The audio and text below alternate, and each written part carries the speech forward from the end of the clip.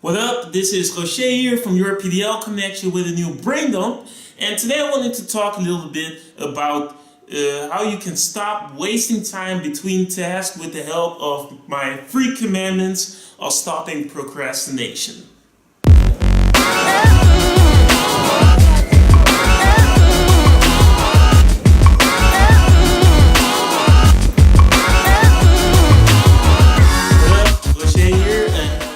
Back in the chair again, trying to make some new videos. If you probably looked at my YouTube page, you see that there are a whole lot of things different. I got a new banner, new pictures, going to work on the thumbnails and everything, trying to get my subscribers count up and just do some more things. And you'll probably see a lot of new things, but that's not what I want to talk about today. Today I wanted to talk about how you can stop wasting time between tasks. And there are 3 commandments that I uphold so I can just get my stuff done day by day without losing too much time. Okay, the first commandment you have to uphold is clarity. You have to have clarity. You need to know what kind of tasks you're going to do that day. How many there are, what these tasks entail, and how much time it's going to take. If you have clarity, it's going to be so much easier to not procrastinate between tasks because you know exactly what you need to do. Because most of the time, because we are all creative beings, we overthink our tasks, and sometimes we think that our tasks are much bigger than that they actually are to fulfill or achieve. And because of that, it makes it easier for us to procrastinate in between the tasks and just never get to the next task that you want to achieve. The second commandment that you need to uphold is the commandment of momentum. And what do I mean by momentum? By momentum, I mean rhythm, because there's a rhythm to everything you do, right? So it doesn't matter what you're doing, there's always like this wall before you begin, or this bar of entry. To make this more clear, let me give an example. For those that are at school, they remember this really well, and for those that aren't studying anymore, just try to go back to that time. Remember how it was to write an essay or a paper?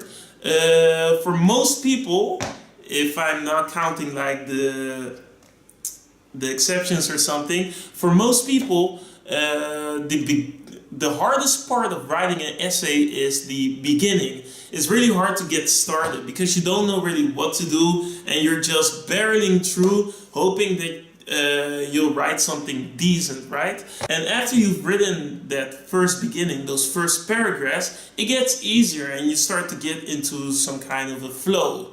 And that's what I mean with a rhythm, getting into that flow so everything is easier.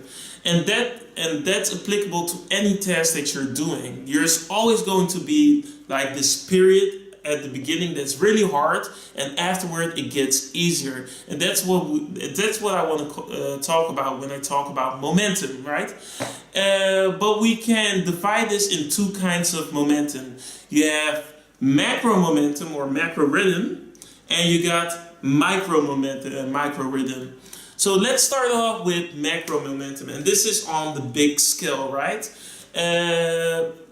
Sure, as I said before, you have that rhythm and you have that bar of entry, and that's also with tasks, right?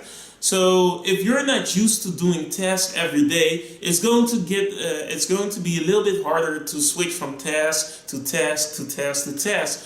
So you're going to have to get used to doing that, and that's where that area is where you're at in the beginning. Just like I said with the essay, you're going to have to get used to having a format of doing tasks during the day. So the best thing you can do is just try to find a format that's good for you. For me, for example, I work with most important tasks, or MITs as I call them. I have like 3 MITs with breaks in between, and that's basically how I just divide up my day. And in the beginning, it was really hard to uphold because then you're doing a task and then you have a break, and then you are basically, you do too long of your break, and most of the time you didn't get to your next task. But after a while, because you keep hammering on it to do like the task, break, task, break, task, break, you get used to the format, and it gets easier to go from task to task to task and actually finishing your things when you want to do them. So that's what we call macro momentum on a big scale. On a smaller scale, we have micro momentum.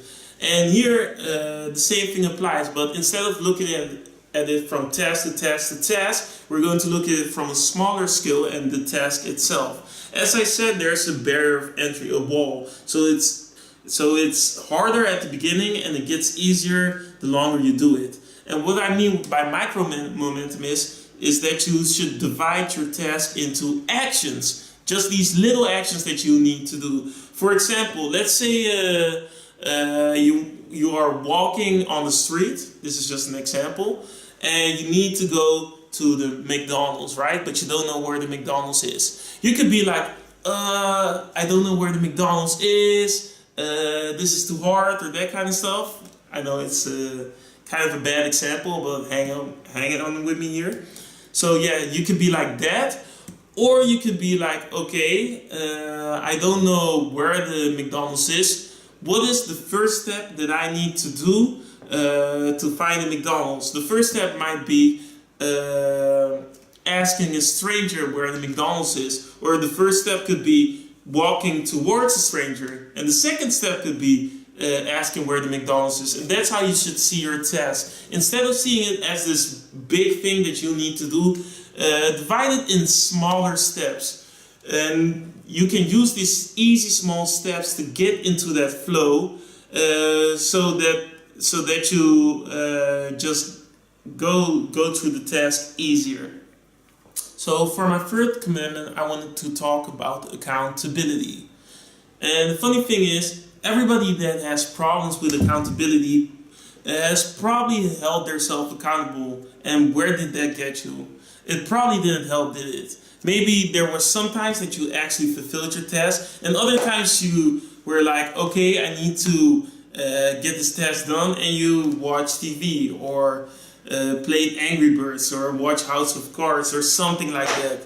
So what we know is that holding yourself accountable doesn't work all the time.